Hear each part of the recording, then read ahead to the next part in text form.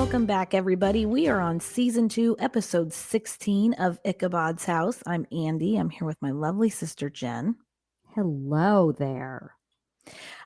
Today, we have a very interesting story of serial killer Dennis Nilsen from the UK. Serial killer or just a really good date? That's what we need to find out. It's a toss-up. It is a toss-up. Before we get into that, though, we have a little bit of business. Oh, I do have one thing I need to share with you, Jen. So I went to the Bentonville Walmart yesterday, and I think I found Simon from Bridgerton's cousin. Oh, He's in not the he Walmart. he doesn't look exactly like Simon, but he looks very similar. And so I thought, hey, he works there, so I'm very excited about that. I could go back and see him again. Oh, I know.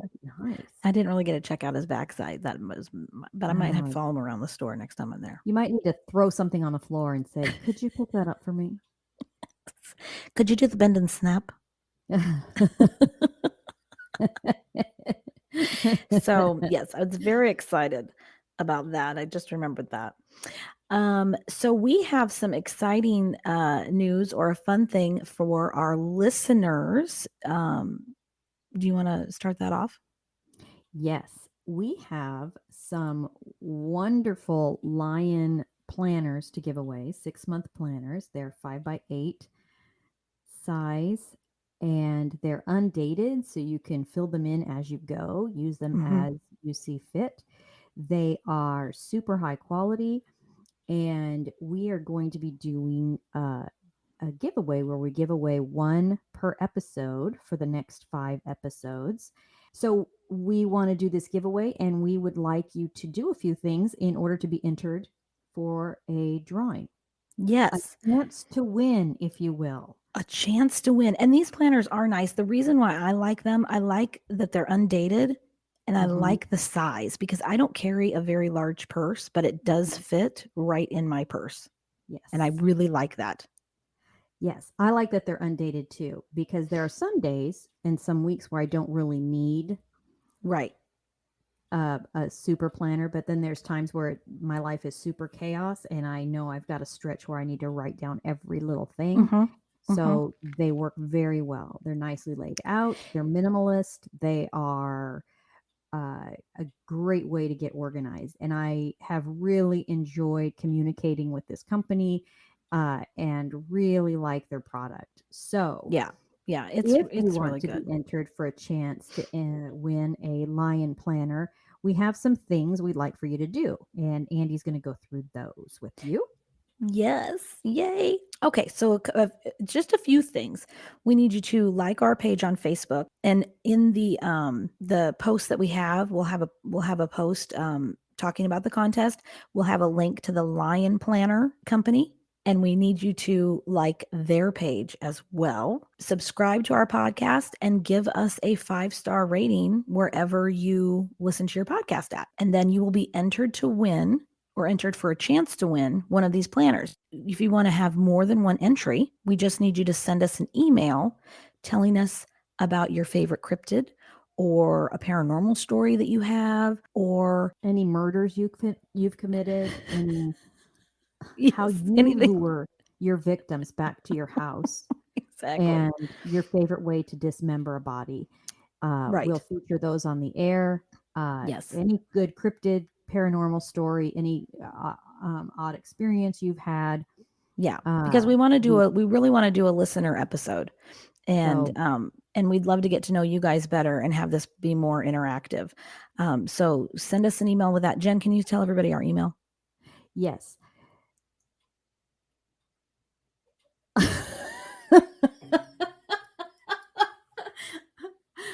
Ichabod's House Pod at gmail.com. Okay, good. Okay, ichabod'shousepod@gmail.com. Okay, fantastic. So that is our business. We got that out of the way. We are good to go with getting into the fun stuff, such as Ichabod's nose picks, Yes. which I have some good ones. So I'm going first. Okay. If you have not watched Candy on Hulu, you have to drop everything you're doing after this podcast and watch it. You Have have to not watched. run, don't walk, and watch Okay. it. It is Oh My Good Night. Fabulous. It stars Jennifer Beal, not Jennifer Beal, Jessica Biel. Wasn't Jennifer Beal in Flashdance? I think she She was. was. Okay. Jessica Biel. And she, of course, does a fabulous job because she's a wonderful actress. She is. But this story, so I'm doing extended school year for special education, and my para, who I've never met before, was telling me about this, and this actually happened in her hometown. Mm. Crazy, but you won't even believe all the twists and turns in this thing. So, especially the ending.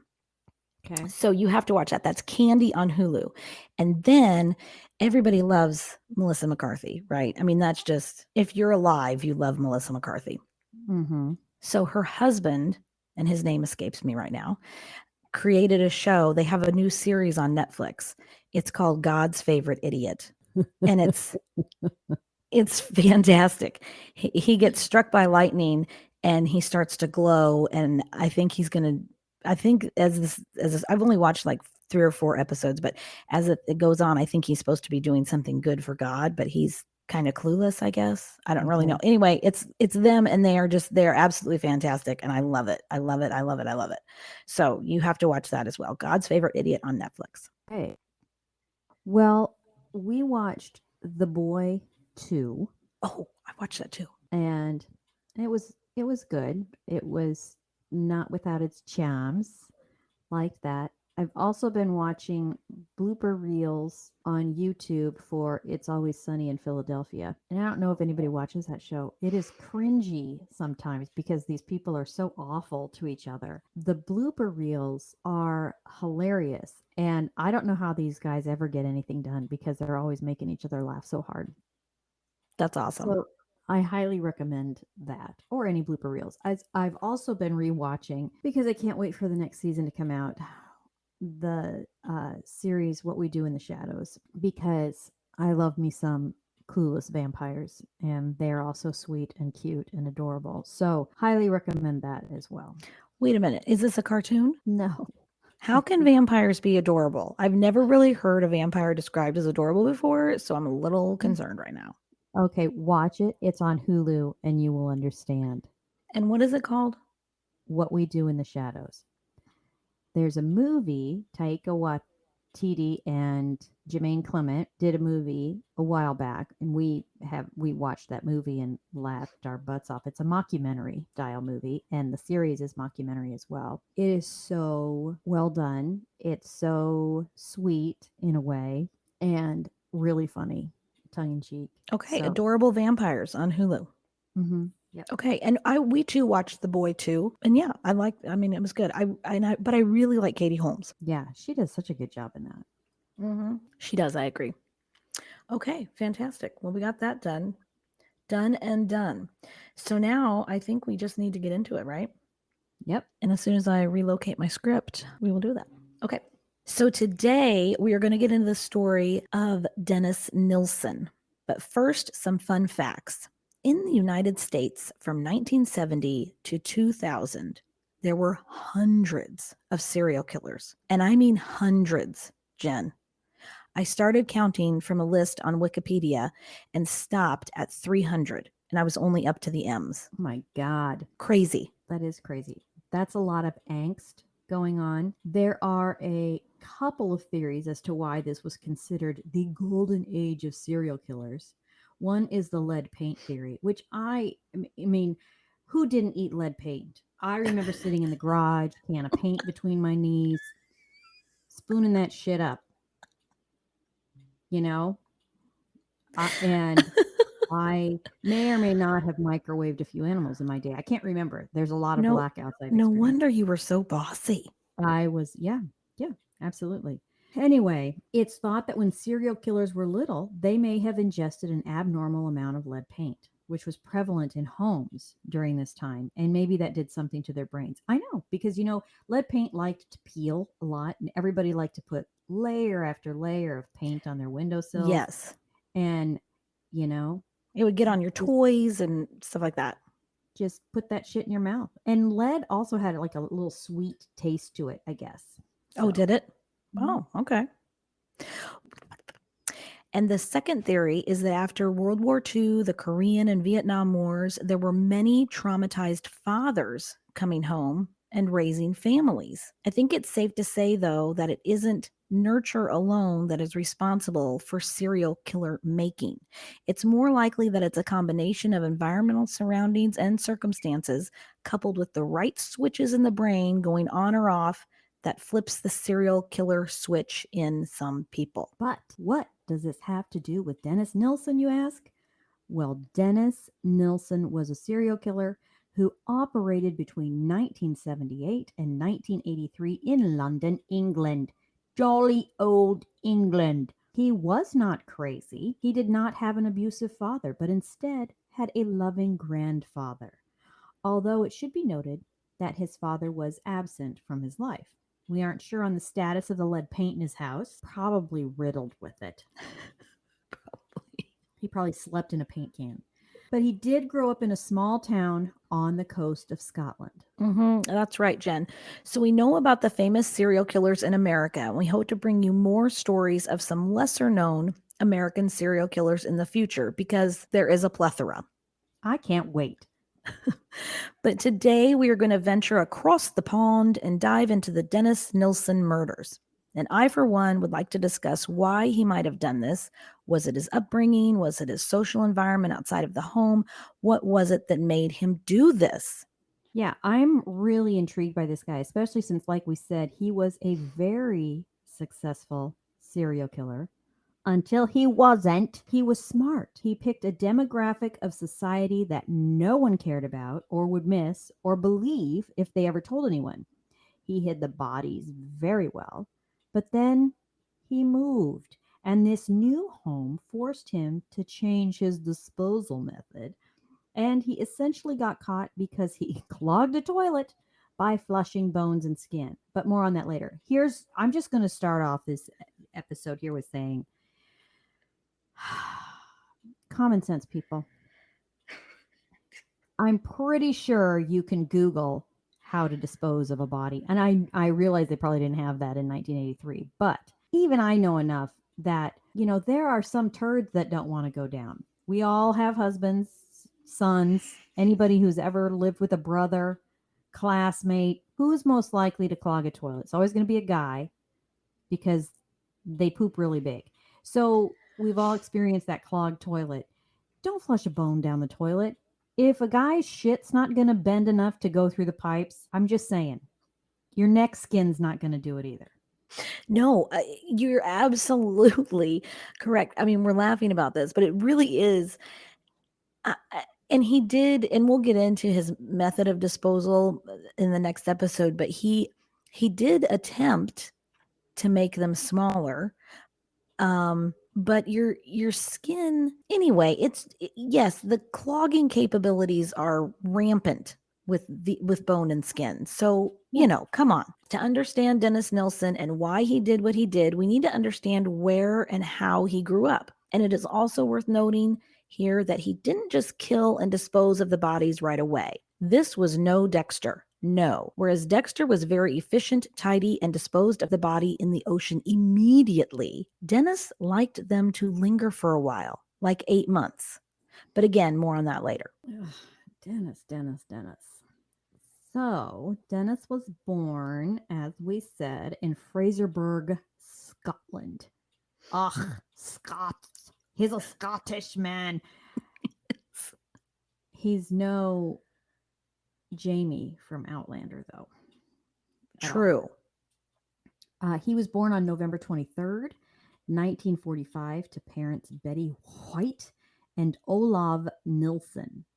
He didn't have his biological father in his life, but instead, he had a stepfather and his maternal grandfather.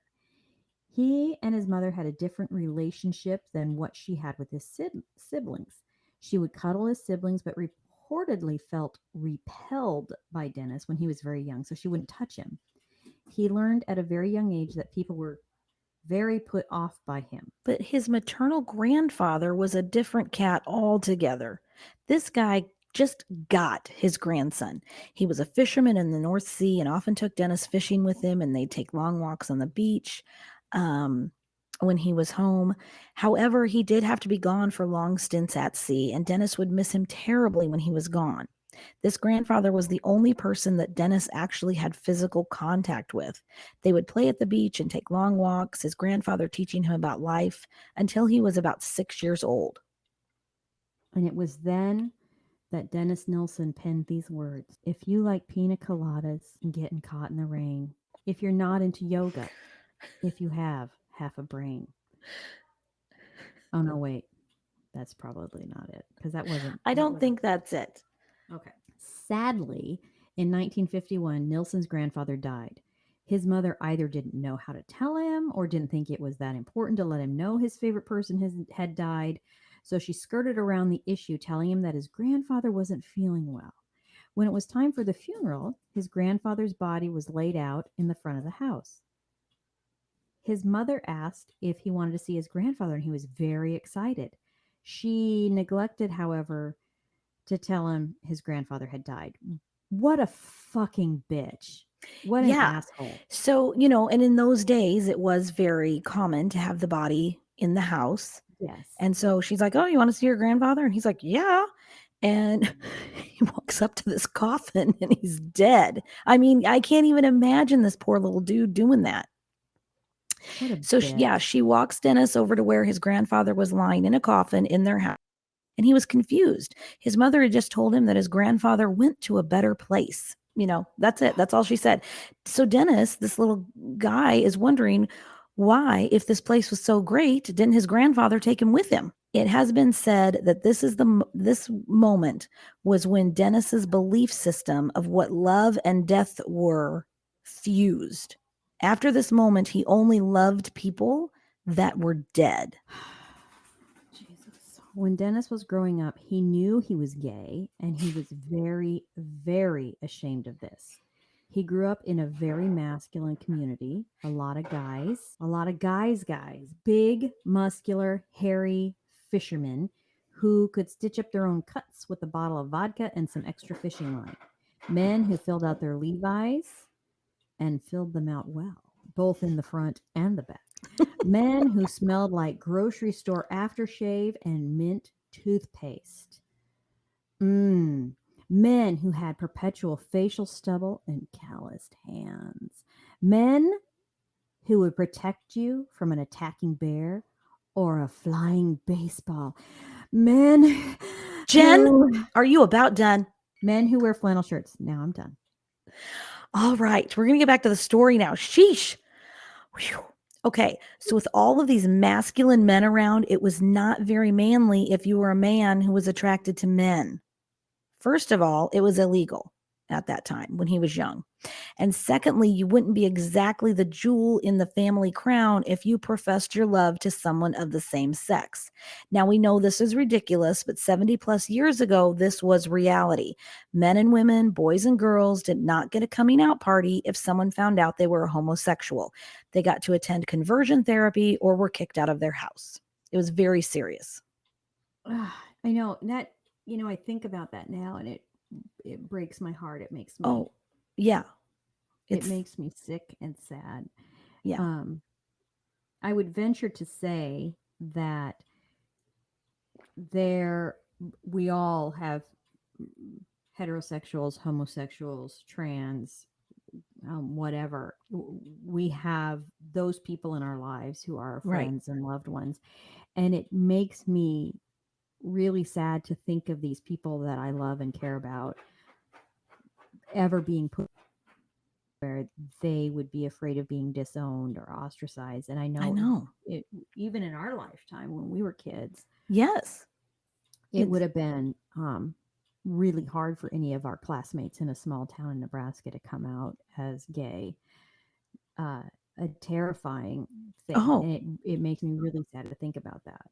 it's yeah, it is terrifying, and to think that you could I mean, you could be, 12, 13, 14 years old and kicked to the streets and have to fend for Hmm. yourself, which is what, we'll get into that a little bit later, but that's what a lot of people did. So he knew young that was who he was, and he knew to be very, very ashamed of that.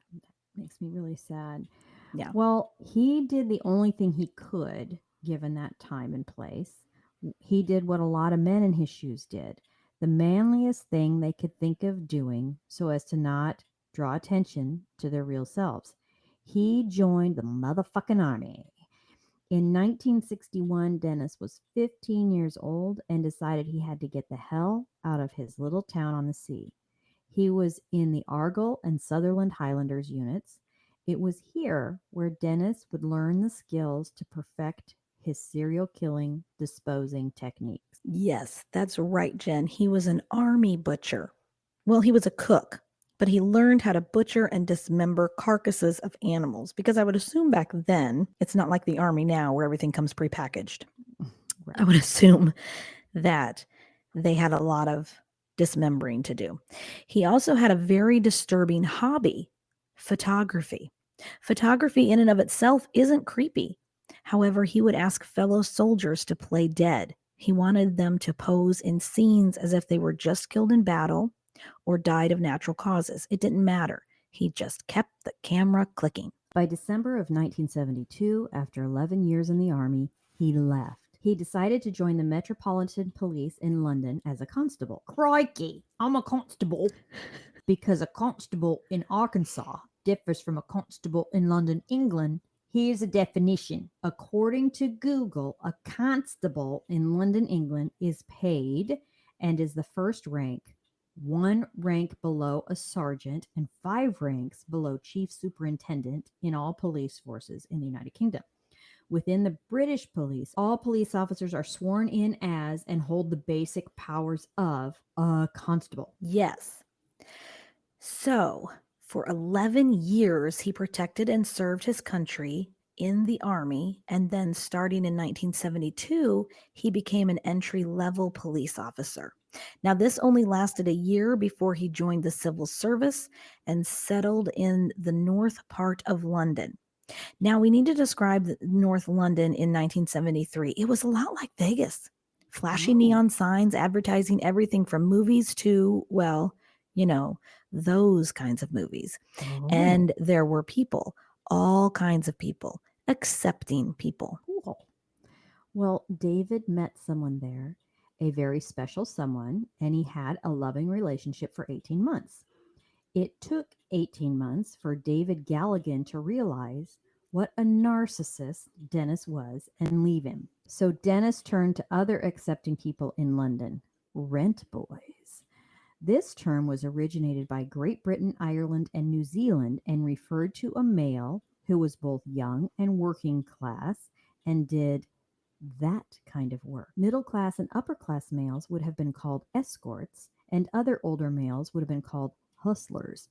But Dennis was interested in the rent boys, and most importantly, he was interested in companionship. Right. He was driven by companionship rather than sex. Dennis is now brokenhearted and realized that he doesn't really have the skill set to maintain a healthy relationship. He's a narcissist. Have you ever known a narcissist, Jen? Don't answer that. Yes, of course you have. We all have. If you say you haven't, then you are currently being sucked in by them and you have no idea, in which case you need to do a heel pivot and run the other way. Now, not all narcissists are serial killers. However, I believe all serial killers are narcissists. I think it goes without saying. Yeah, right. Yeah. So here we have Dennis, lonely and desperate for affection. That is a bad combination for a narcissist, for sure. On December 29th, 1978, Dennis Nilson meets 14-year-old Stephen Holmes at a gay bar. Now, this doesn't mean that Stephen was gay. It just means he was homeless and penniless and knew he could get a free drink at a gay bar. I would hang out, if I was penniless and homeless, I'd hang out by the McDonald's dumpster or outside of Starbucks for them to throw away, coffee mistakes or whatever. That's what I would do. I wouldn't hang out at a gay bar hoping for alcohol. I'd be like, I'm going for the Big Mac that somebody only ate part of. Well, you're not wrong. And there probably was food that came out of this, but it's also a demographic of people who were willing to help other people. Mm. You know what I mean? They weren't like if he were to run into somebody who was of higher status and who had money, they would look at him as a poor pauper and probably, I don't know, spit on him or something. You see what I'm Oh, saying? yeah. Whereas in the gay bar, they're like, hey, here, we'll get you something. You're Yeah, good. we'll help you out. Yeah. Okay. So, and it's important to note this for later that he may or may not have been gay, but it was at a gay bar. So, anyway, Stephen told Dennis he wanted a drink, and Dennis said he could absolutely help with that because he was so helpful. So Dennis took Stephen to his flat, which was very near the bar, and was more than happy to hook a young bloke up with a Mm, Nilson really liked Stephen. Gay or not gay, Dennis was clearly a pedophile because he was 33 and picking up a 14-year-old. Unless this 14-year-old had a full beard, Dennis had to know he was super young. And that's super creepy. that is super creepy. That is right. But Dennis wasn't looking to be creepy. He was looking for a relationship. However, he did not, I repeat, absolutely did not have the skill set for a healthy relationship. So he had a problem. He had a very, very big problem because he really liked Stephen. He felt the only way he could guarantee that Stephen wouldn't leave him was to kill him. We were thinking maybe he could buy him a nice cornflower blue corsage and take him bar hopping along Rentboy Avenue. But killing was certainly another way to go. Sometimes you just aren't sure. And Right. if no is even a possibility, you got to kill him. Mm-hmm. Yeah. Yeah. He was that scared of him to leave. So, first of all, way to dodge that bullet, David Galligan. Mm-hmm. And another way to go, indeed. It isn't clear if he actually had sex with Stephen, but whatever happened that night ended with Dennis strangling Stephen with a tie, and then he drowned him in a bucket of water just to make sure. So I just want to reiterate here that homosexuality, while newly legal now in the 1970s at this time in Britain, it was not accepted. You were shamed. You were, quote, less than. So even having a small regard for someone of the same sex could be extremely detrimental in a country where one's reputation was everything. After Stephen was dead, Dennis cleaned up the body by giving it a bath. He cleaned it with a washcloth or sponge using soap. He then dried it and dressed it. He placed it in his living room with one arm placed along the back side of the couch, so when he sat down, it was like they were watching television together with Stephen's arm around him. He would talk to Stephen about his day in civil service, assisting people getting jobs. Ugh. Yes. And this is interesting here, isn't it? He wasn't committing depraved sexual acts. He was playing house. He wanted to come home to someone, to share his space with someone, to tell his stories to and have them listen. He was so ashamed of who he was when he was out in the world pretending and doing expected day to day things.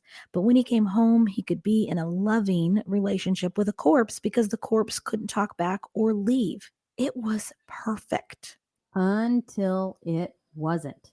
All good things must come to an end. Unfortunately, this relationship ended before it even started.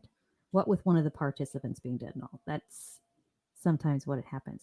Yeah. Blimey, I can't touch your wiener because you're dead.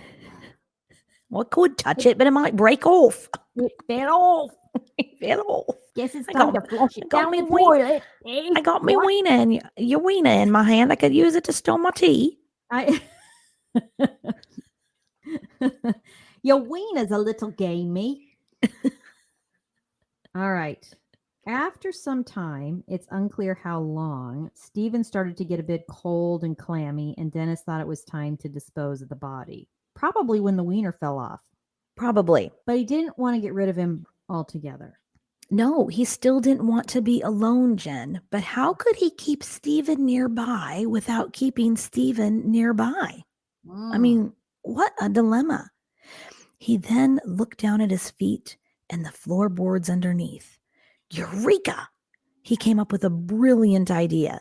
He could just cut an opening in the floorboards, stuff Stephen's body in there, seal it back up, and no one would be the wiser. It's Mm. not like Dennis had a lot of company to worry about. In this way, Stephen would be nearby 24/7, kind of like a Taco Bell, always there when you need him. Exactly. And I suppose he could just rip up the floorboards and lay on him if he He, needed a hug or something, right? if he needed to be mesmerized, Yeah, absolutely. yeah, a little mesmerization. Yeah. It's like the Telltale Heart, Edgar Allan Poe. That's exactly what I thought of. Yes. Ugh. All right. So he did it. He cut up the floor, stuffed Stephen in there like a sardine, and sealed it back up tight. Except it wasn't airtight. It's not like he put him in a large plastic bag and vacuum sealed it. After about 8 months of Stephen being underneath the floorboards, Dennis thought it was time to say goodbye permanently. So he cut Stephen's body into pieces and then burned the remains in a small bonfire in his backyard garden in the middle of the night with tires on top to disguise the smell. Now, here's something I will say. First of all, gross. Secondly, when we do a turkey at Thanksgiving, I dismember the carcass afterwards and boil the bones to make a bone broth. Okay. It is really hard to cut a turkey apart. I cannot imagine trying to pull the arms and legs off of a human corpse. I can't. I can't imagine doing it. Well, I think that's why in all the datelines and things that you hear about, a chainsaw comes in very handy. Yeah. There's just there's no clean way to do it. And no matter and afterwards my hands are completely covered in turkey fat. I Now, I will say that smells really savory and good because it's a Thanksgiving turkey. And Listen, Jen, if you were a cannibal, listen, Steven could have smelled really good to you.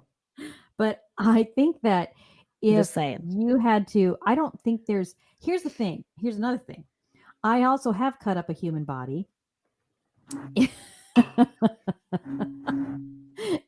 in PA school in anatomy class.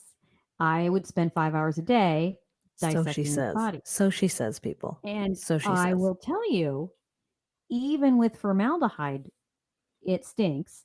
And also, that formaldehyde would seep through our gloves, even though we wore gloves. So our hands would smell like dead body and formaldehyde. And um, I can only imagine that even if you wore Playtex kitchen gloves, your hands would still stink of dead body. Because I know after doing the turkey business, my hands smell like turkey for a day or so. I don't wear gloves. I'm not going to wear my kitchen gloves that I use to put soft scrub in the sink, but I can remember wearing latex gloves in school when we were dissecting the cadavers. And at the end of 5 hours of working on the body, my hands were numb from the formaldehyde and phenol, and they smelled like dead guy. I'm just You saying. probably smelled very sciency. Now, this reminds me of those two Scottish dudes who would grave rob or then ended up murdering people and sold them to the medical facility. Burr and Burke and Burke and somebody. I always think of Dave and Buster's, and I want a steak and to play some skee ball. It's Burke and Ham or somebody. I don't remember. I don't either, Burke but and that's what makes me think of. Thank goodness. Here's the thing: you just need to feel blessed that you didn't have to dig up your own corpse. uh, I yes. think this is a positive. We need to put a positive spin on this dark turn.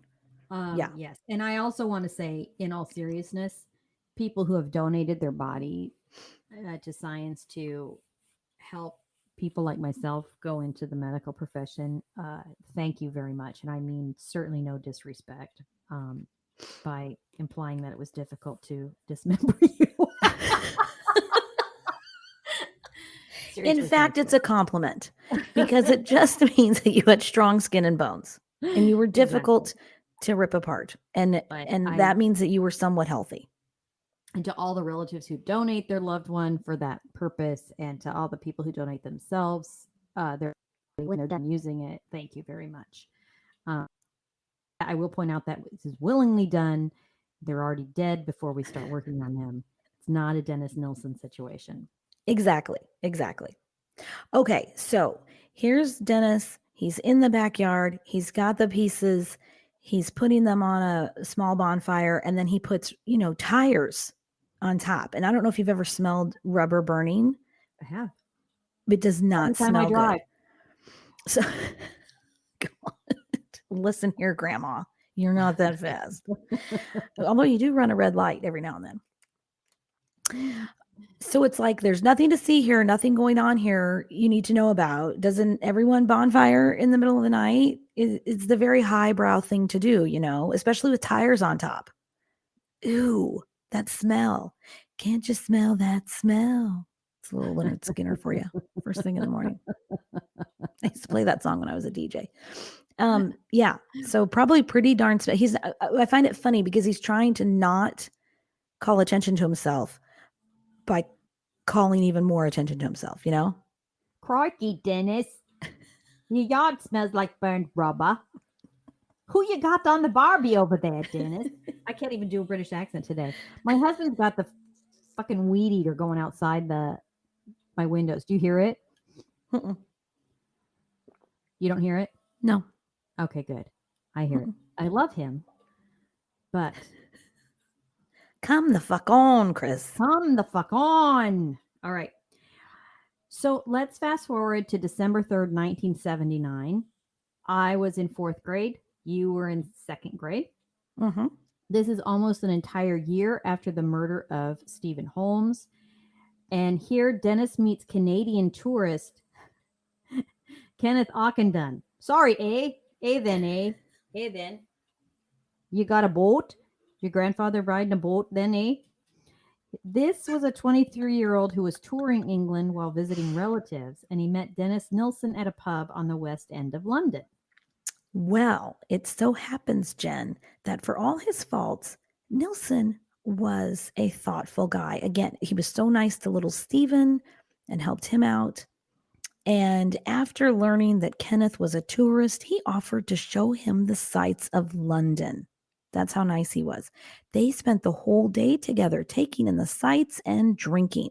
They ended the day at Nilson's apartment on Melrose Avenue in North London. I wonder what Dennis's signature move was. Did he do the yawn, the and put his arm around the guy's neck? Or did he say, hey, I have all these neckties and I would like for you to try one on.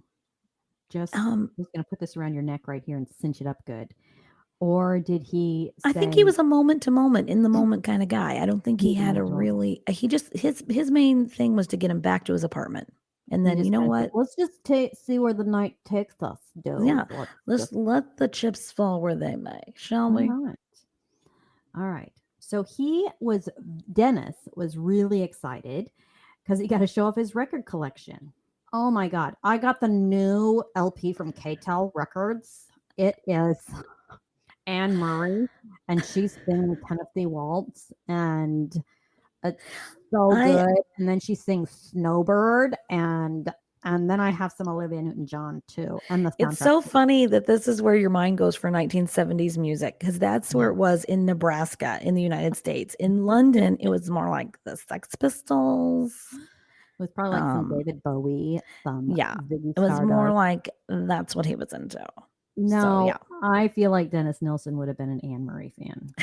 He was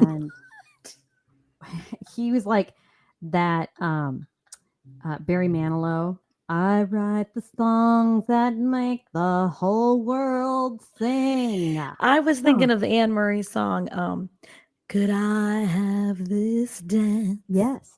For the rest of my life. You remember when, so we would listen, our mom. So here's the thing. Our parents just played the same music over and over and over. So when they got an album they liked, they fucking played that thing until we were all on the edge of becoming serial killers. Let's be honest. If we had thrown some lead paint into that mix, it could have gone either way. So Anne Murray's Could I Have This Dance for the Rest of My Life? The lyrics are, could I have this dance for the rest of my life? Would you be my partner every night?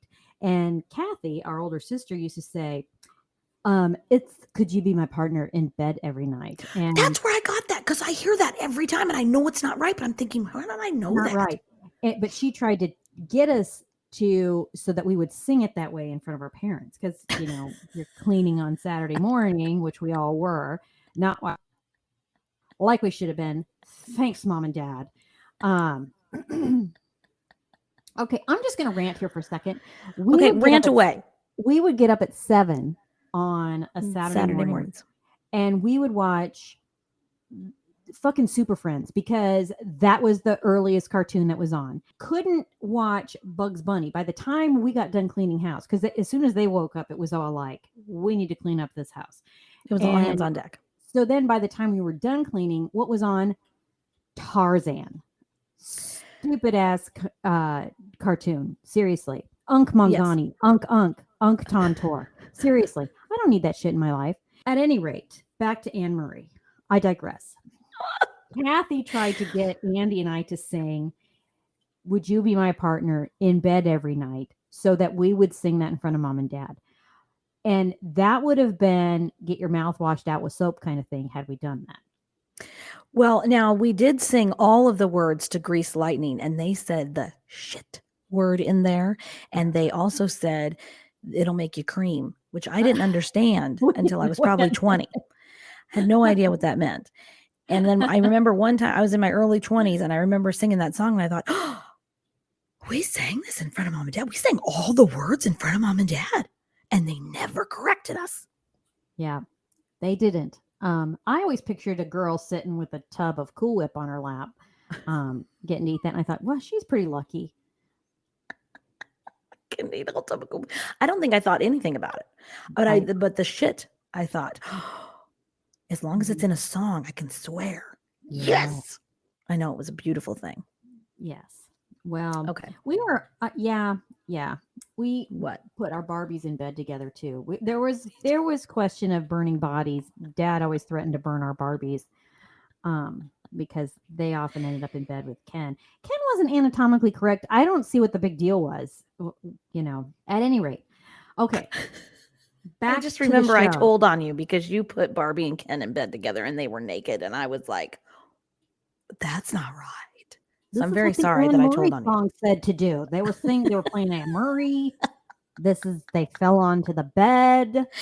If you had had a bowl of whipped cream, if you had a bowl of whipped cream there for Barbie and Ken, that would have been really something. Isn't that what people do in bed? They just eat whipped cream. All right. So at any rate, Dennis was excited because he got a show of his record collection, while he and Kenneth continued imbibing well into the evening. And he's like, "Hey, gotta listen to this. This is Willie Nelson, Redheaded Stranger. I love this one. This is Statler Brothers, Painted Flowers on the Wall." Okay, I'm just going to clear this up right now. Nobody in North London listened to Anne Murray or Willie Nelson or the Statler Brothers or the Oak Ridge Boys. That was all in Nebraska. I knew at this. I know. I'm just saying. Blondie. They probably listened to a little Blondie. All right.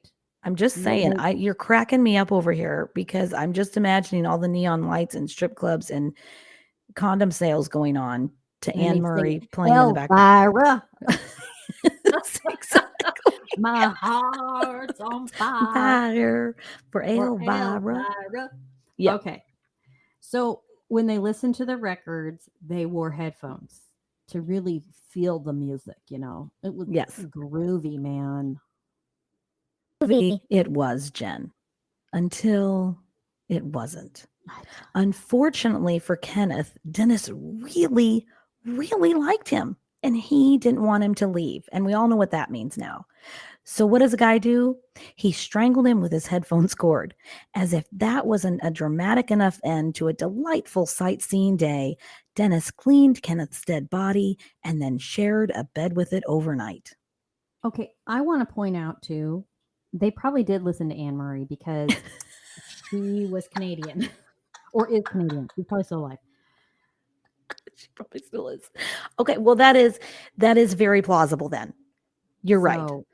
I'm just saying, if he had moves, probably listening to Anne Murray. Okay, all right. I get it. I'll concede that. Well, just like with Stephen, he eventually hid Kenneth's body under the floorboards. However, he did take it out once in a while to have conversations with it.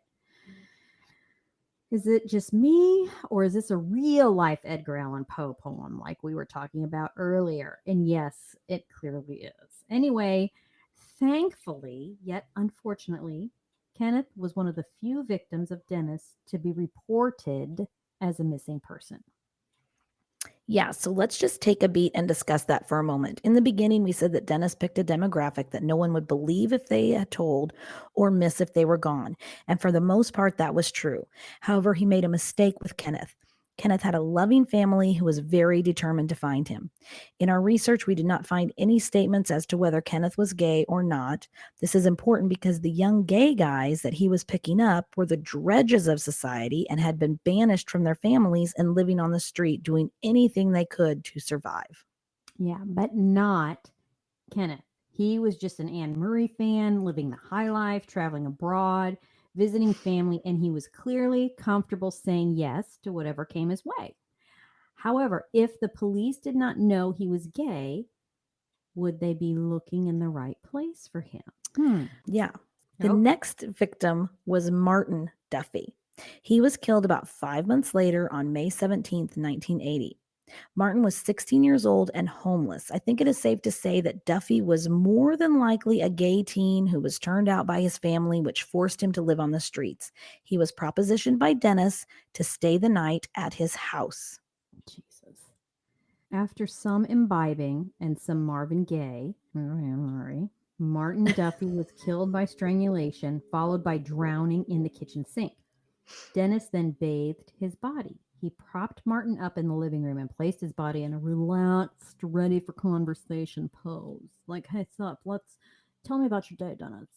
Dennis was overjoyed when he came home from work and someone was there waiting for him, hanging on his every word, nose still attached, wiener still attached for the time being, maybe a cockroach crawling in and out of the ears, but otherwise, you know, Mm-hmm. maybe leaking some body fluids on the couch. I wonder if you put a pad down for things too. Would that happen if you were just left? Would you start to leak body fluids out of Yeah. your Oh yeah, yeah, yeah, orifices? yeah, yeah. Oh yes, you would.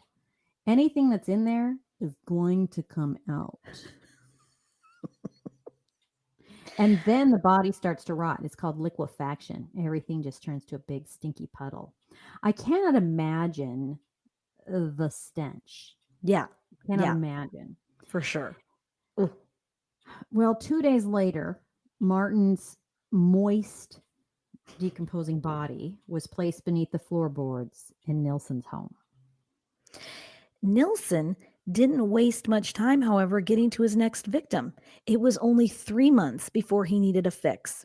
On August 20th, 1980, William Sutherland unfortunately crossed paths with Dennis. He was 26 years old and from Edinburgh.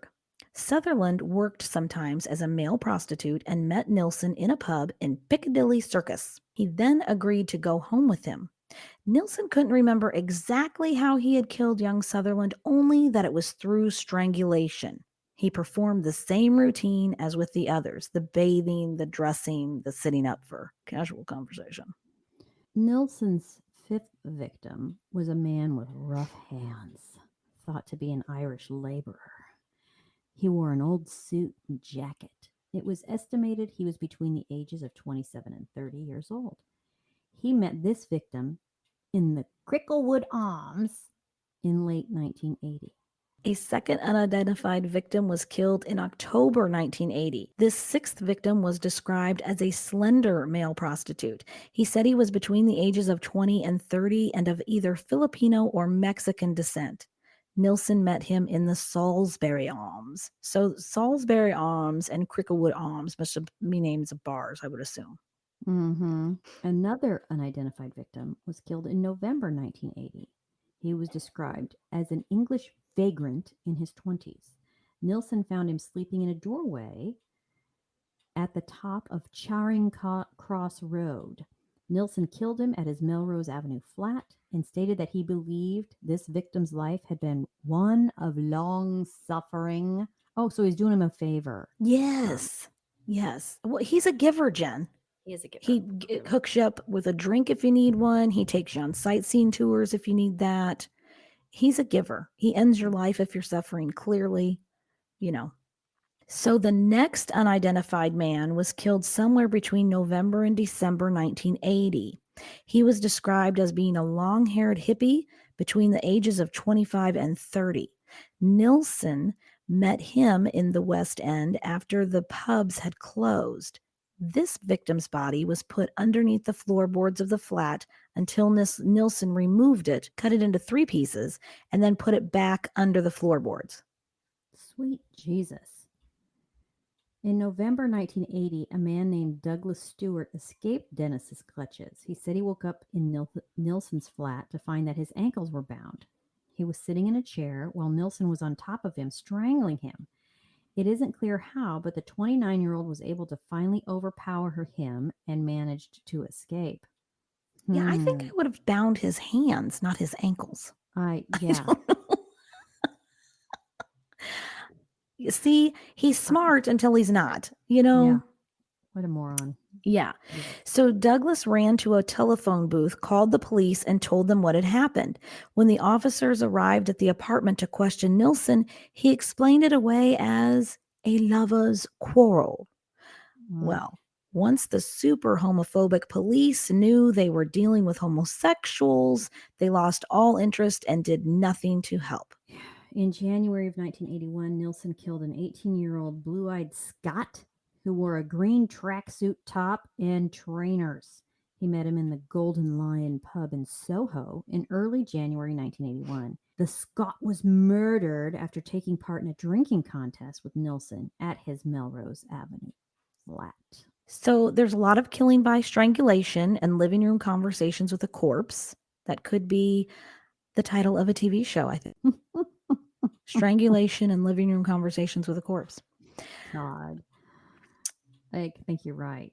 We will learn more about Dennis's victims, his trial, and what he did while in prison. Anyway, we will have much more within the next 1 to 2 weeks, depending on how Andy is coming with the techie side of the podcast. We're trying to learn everything we can to make this podcast the best it can be. And we absolutely want to thank you all for hanging in there with us while Andy gets her shit together and gets through this learning curve. Andy has started doing some of the editing. She's actually much more technical than I am. She did this nerd shit while she was in college. And I've been primarily doing it the last year or so. Andy is starting up to do it, and she's kicking ass at it. Well, I don't think I'd say that. We'll see. But yeah, I am working on it. So, we can hope that I'll get there. And thanks everyone for listening. You guys make every episode awesome. We love doing this and we love hearing that you love it too. It's just great. And I just wanted to give a special shout out to all my special education coworkers this summer at Extended School Year. Y'all are amazing, and so are all of the kids that we teach. It's been a lot of fun, and we have some new listeners with the teachers there, so it's great. Well, hi to all of you guys, and thanks for tuning in. Please enter the contest like we talked about. Like, comment, subscribe, Rate. And send us any cryptid stories or paranormal podcast stories. We'll get you entered in a drawing. We'll be announcing winners weekly. Or winners every new podcast. So the next time we have a podcast, whether that's one or 2 weeks, we'll announce the winner from this week's launch. So please also reach out to us on Facebook, Instagram, and Twitter.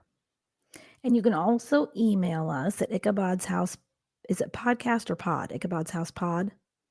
Ichabod's House Pod. At gmail.com. Yes. Andy, you're brilliant.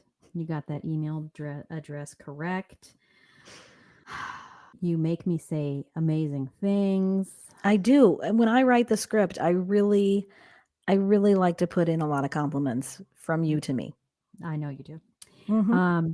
Anyway, well, they're all true. Until next time, everybody, remember Ichabod loves you. Carry a flashlight and always bring extra pants.